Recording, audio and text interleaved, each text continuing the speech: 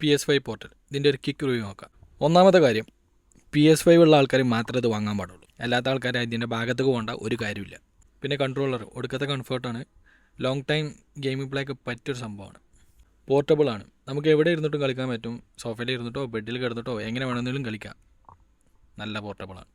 Problems, ഇതിൻ്റെ main problems എന്താണെന്ന് വെച്ചാൽ ഫുൾ ടൈം ഓൺലൈൻ ആയിരിക്കണം, വൈഫൈ വേണം, അല്ലെങ്കിൽ ഇത് കളിക്കാൻ പറ്റില്ല.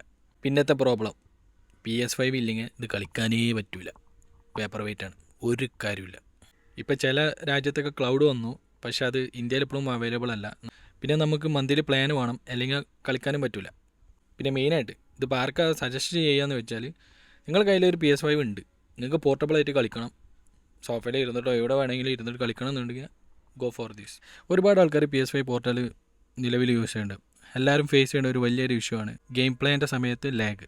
അതെങ്ങനെ നമുക്ക് ഫിക്സ് ചെയ്യാൻ നോക്കാം.